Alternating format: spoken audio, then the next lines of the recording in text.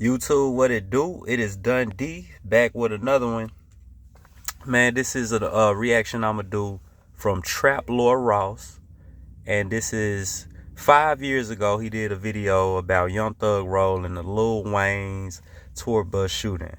Now, Lil Wayne since then has took a plea deal, and now his trial is over. He got a long ass probation time and whatnot. We finna run through this reaction and see how well this aged, and I'm gonna give my opinion about rap and street crime. Yeah, let's get into it. Belonging to the entourage for rapper Lil Wayne came under gunfire. Prosecutors say a simmering rap feud and gang tensions led to it. Lil Wayne basically needs no introduction. He's one of the coolest rappers on the planet. Self-proclaimed pussy monster and experimental fitness coach. Just lifting these blunts every day out there. But in 2015...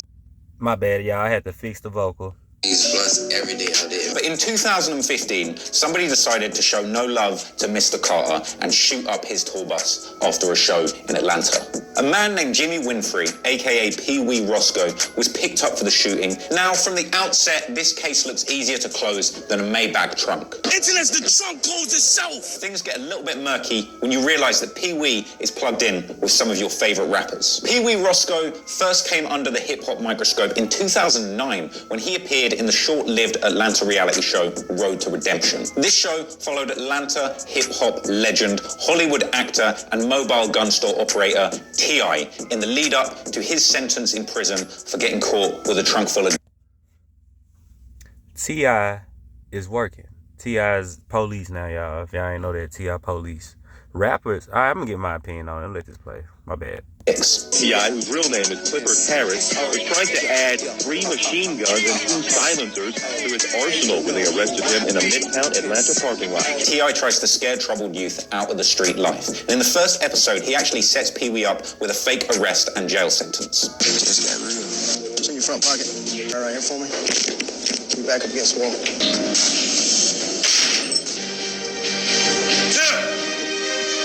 Hey, maybe Roscoe would have been turned off of the street life if T.I. set him up with a fake soap in the shower scenario. T.I. formed a mentor relationship with Pee Wee and set him up with some legitimate connections in the music industry.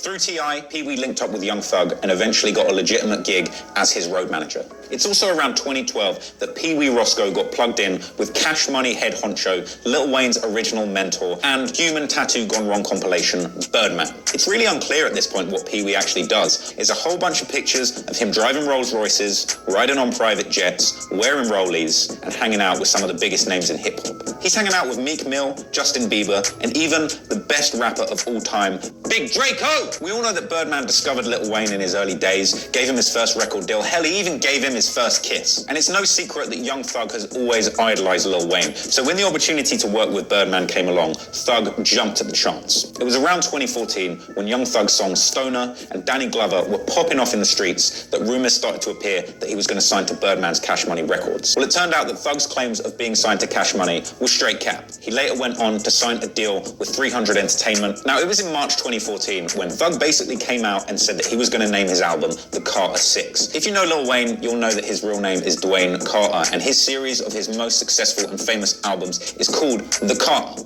Carter 4 came out in 2011. Alright. I thought bro was gonna talk about some more stuff. Hold on, wait.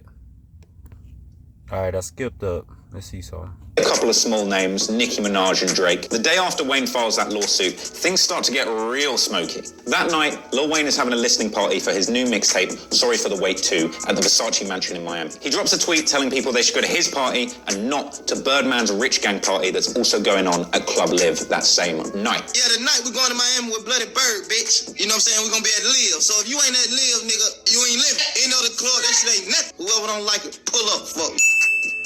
March the 17th, Thug's label puts out a statement saying that his album is definitely going to be called The Carter 6. Alright, let me stop. Let me just go and stop this video right now, man. Because look, if you hear it, the reaction is this, bro. This the reaction. I don't know if fuck it. Look. Since when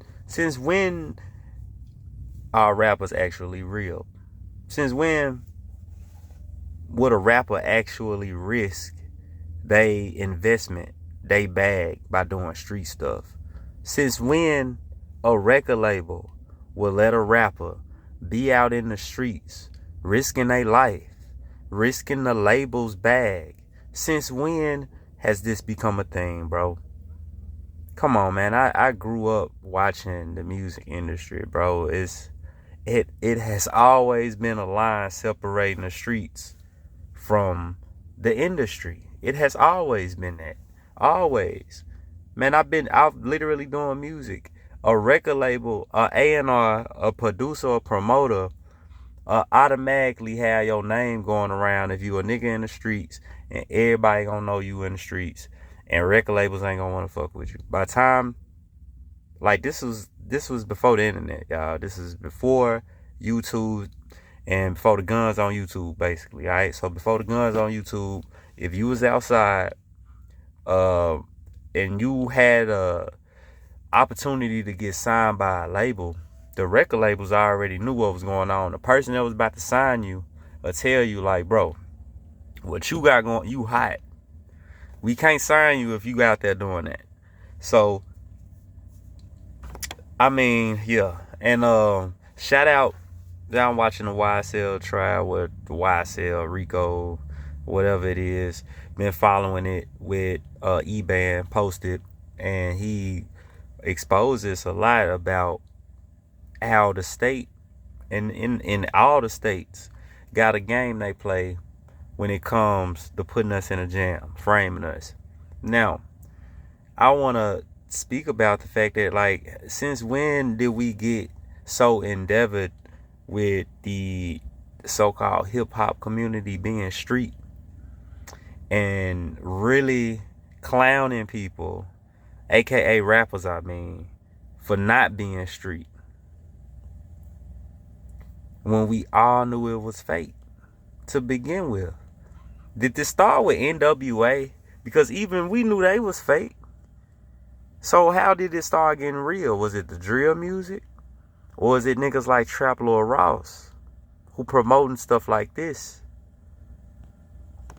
Wayne's daughter comes out saying that ain't happening. April 2015, at the start of the month, Wayne makes back-to-back disses. First saying fuck Cash Money at a show in Florida.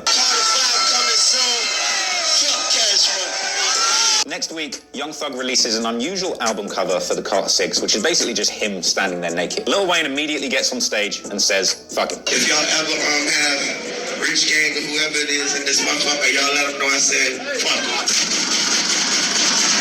And stop listening to songs of niggas that pose naked on their motherfucking album. A couple of days after that appearance, Thug is forced to change the title of his You know what, bro? I ain't know bro was naked on that album cover, bro. I swear to God. Let's just let you know how yag the industry is and let you know how so-called real these dudes are, man. Come on, bro. This man wearing dresses on album covers. He posted naked on album covers. But y'all think he would literally kill somebody, bro. Y'all thought he was the head of a whole crime syndicate. And he really wasn't, bro. Bro pleading out was a whole play. It was, bro. Bro, a whole Freemason. Man, this tripped out. And T.I. police. And anybody that work with Thug gonna be police, bro. Straight up. Album from the Carter 6 to Barter 6 in response to a lawsuit supposedly. And Wayne. Damn, bro.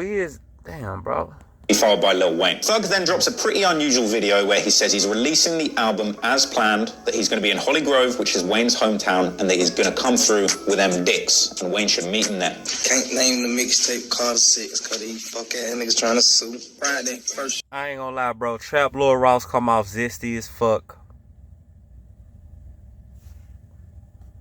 Man, most of y'all probably watch him, though.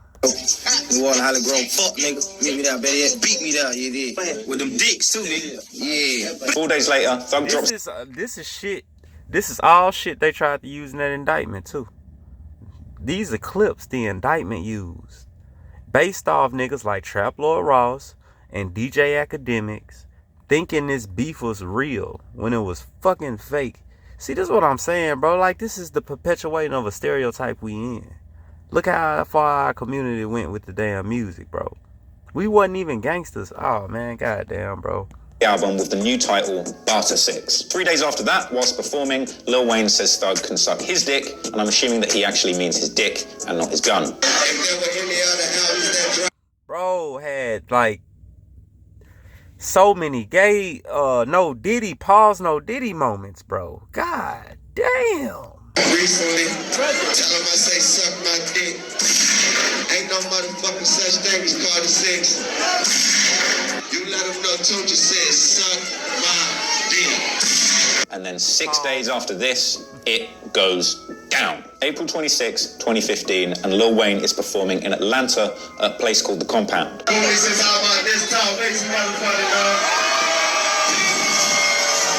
Exactly while this is going on, Thug is in Louisiana, Lil Wayne's home state, playing a show where he gets thoroughly booed off stage by a crowd that were chanting for Lil Wayne.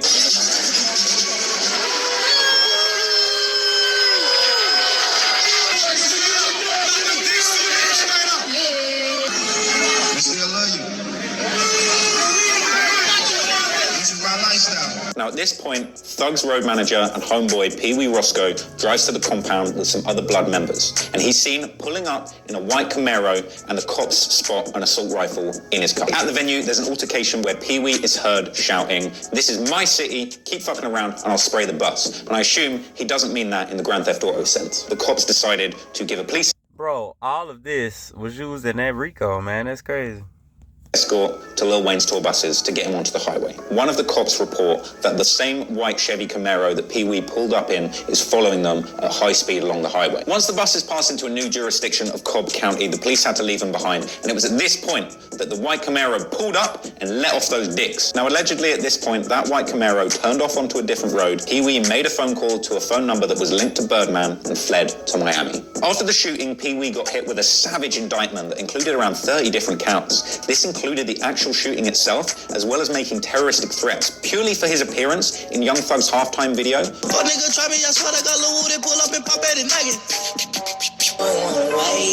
As well as that original video where Thug says that he's gonna pull up with them dicks. Man, they used all of this in this. I swear to God, bro, the state was watching shit like this. They was watching Trap Lord Ross. They was watching DJ Academics to put together their goddamn case, bro.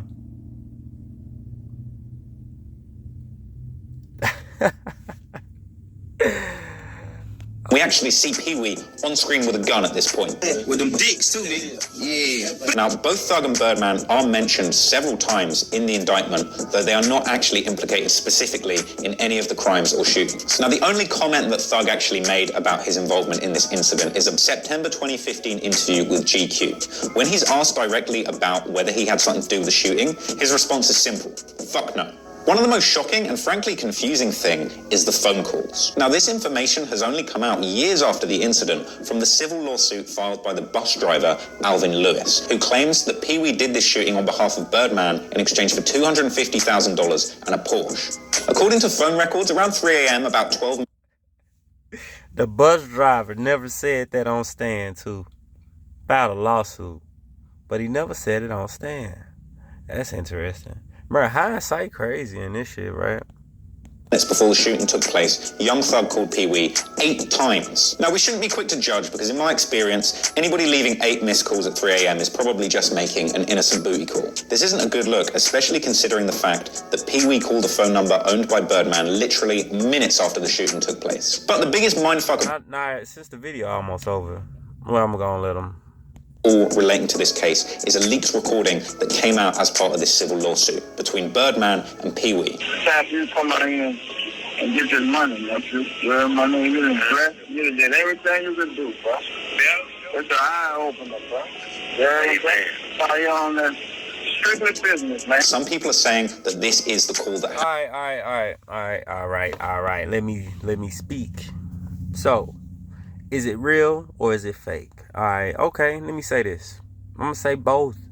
It's both. And what you mean by both, Dundee? Can't be both, Dundee. Well, yes, it can. All right, so our community is in a dire situation right now, and it's real, right? A lot of the propaganda and the stereotype that's being pushed out here is fake. So that's what I mean is both, right? So when we talk about rap beefs and things of this nature, man, we can go as far back as 50 Cent and, you know, all of this stuff. The actual rappers that signed, the rapper that is signed to the actual label, that is in the beef with another rapper that's signed to a label, technically, these guys can know they in a beef and can completely fake it. They can just do whatever they do online. Whenever they so-called see each other, act like they mad, act like they want to kill each other. It's wrestling, right? They both finna get a check at the end of the day. This marketing, all right? We can't forget this marketing. What we are losing in the real aspect of things, the so-called entourage, yo low IQ ass friends hanging around the rapper who are not getting the information that, hey, this shit is fake, bro. Do not shoot at their entourage. Do not go out there trying to find them niggas and go gun them down. The entourage don't know these things. Y'all knew about the rap police back in the 90s, 94, 95, 96, especially back in the Rockefeller era in their prime, right? 3 6 in their prime. No Limit in their prime. Who else? The NWA in their prime. Death Row in their prime. You had something what was called a rap police, alright? Niggas, the entourage who was hanging around these rappers, usually almost all the time got caught with shit. Almost all the time. Never could the damn niggas around the rapper go too far without getting watched by the goddamn police and getting caught with something eventually, right? So this taught rappers like, man, look, I ain't got time to play around. No, we sticking straight to the script, bro. Nah, I ain't finna go to jail. Not finna fuck up this bag. Now, we getting lost in the sauce. We got this drill music culture being pushed on the internet, on YouTube. So people like him can do documentaries about this so-called beef, which is now allegedly real. Now, I ain't gonna even put the air quotes up. It is real. These fools out here killing each other now over clout. Yes, sir.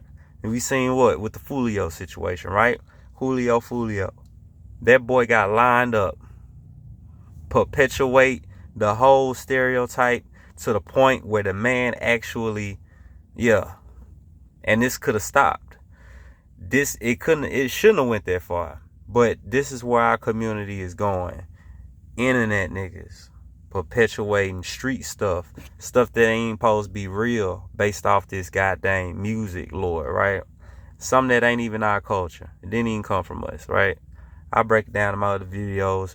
Watch my previous part 2 Charles and White video and how I pretty much break down where the gangster culture comes from, especially in Chicago and the Midwest area, and where the gangs come from in America, period. So, yeah, watch that video if you want a little bit more information on that. This here, I feel like, was bull to keep something perpetuated, man. Atlanta was home of some of the fakest people you can think of. And I'm not trying to disrespect nobody. I mean, people knew how to play their role. Atlanta knew the music scene was a motherfucking show. They knew how to play their role. They wasn't out there trying to be in the streets for real. Because when it came to that, your ass got jammed up. You had to make a pick. You had to pick. Right? So, that's why I'm at with it. This a play. Getting our kids caught up. Our youth, the YNs, are caught up in this nonsense. Literally self-snitching phase that's been put out here to destroy the money that was, the little money that was being made amongst our community. The little reciprocating dollar we had amongst our community is now being wiped out with the so-called beef RICO self-snitching culture that they finna put out here on, that they finna really perpetuate now after these new RICOs for states finna pretty much start dropping on all the YNs. Pretty much. So if they don't get off the internet, if they don't flip up soon, if they don't learn how to go revert back to the 1800s, learn how to not deal with a phone, hand-to-hand contact, nigga, we talking only, Search niggas for wires. Man, if y'all gonna do it right, because that ain't y'all culture. Go research in the 1920s and the 1940s the real gangsters that was doing it. Go research how they moved. The mobsters, the Irish, the Polish, the Italians. Go research how they moved. The cartel, all right, the Mexicans, the Latinos. That's their culture. That's their gang culture, y'all. No disrespect to them people at all, but the so-called African American culture did not derive from gangs. It did not. We had something higher than that. Something more like military, which you could say could be a gang, but we were more militant people. Now we've been dumbed down to tribal. Yes, now we tribal. But that's what they was on. Tribal shit. That's gang shit. Gang shit, tribal shit, bro. We was on the governmental military.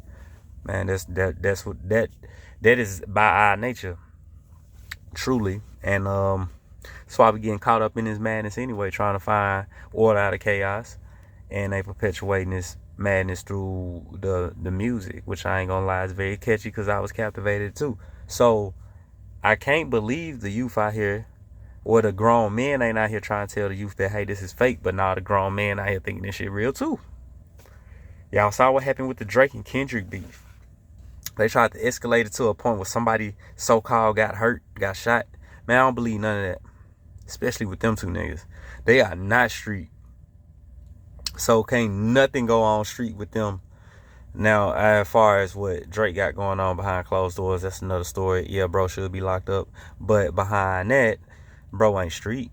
Bro ain't out here on the block. But all definitely doing some organized crime over there at OVO. And a lot of these motherfucking celebrities, bro. It ain't just goddamn Drake. But yeah, my whole point of this video was seeing through the smoke and mirrors. Y'all believe a lot of, well, I ain't gonna say y'all, people who follow me, they don't really believe that, but a lot of folks who ain't following me, they believe the smoke and mirrors. They believe everything they see on the internet, everything they see on TV, and it's really destroying our community, not questioning any of these things for real, not really going in depth, taking the pie and just eating it, taking the cake, being anime. They like Ike, media like Ike, the audience anime. Eat the motherfucking cake. Eat the damn cake, anime. That's us. That's the sheep. The sheep anime. The media is the shepherd Ike beating the damn sheep that don't move, bro. I promise, bro. This is what the media is doing. They are rewarding people like him for talking about stuff like this with views, with money, to perpetuate the stereotype even further. So yeah, you see my channel doing no numbers. Even I could react to a million. I could react to a video that get 200 million views, bro. I probably won't get over 200. But that's how I'm rocking. Now that YouTube done caught on what the hell I got going on. So man, y'all fucking with me. Like the video, subscribe to the channel, follow me for more on this. And yeah, I'll just be doing some more breakdowns. Might upload this and go and shoot another one out. I don't know. Yeah. That's how we doing it. Since we at the end, can I give y'all a preview? Still doing the Drake video. Matter of fact, he might be next. And upcoming, I'll be breaking down again Chicago in its own video, and not doing no reaction based. It'll be its own documentary based video showing you more of the intricate gang structure from the 40s, 30s, and 20s that transpired and came out of Chicago, and showing, and I'm gonna try to show you what the so-called African Americans were doing at that same time. So yeah, if y'all stay tuned, hopefully y'all get a little piece of that. Anyway, like I said, man, appreciate everybody. Truly appreciate everybody who rocking with me, and man, on the truth and debunking so-called blackness. And yeah, let's start moving forward on that, y'all. Just support independency, man. Don't call yourself black, and stop being brainwashed. Yeah, that's all I can say. For the folks who gonna be asleep, they gonna be asleep, man. This is Dundee. Peace. I'm out, man.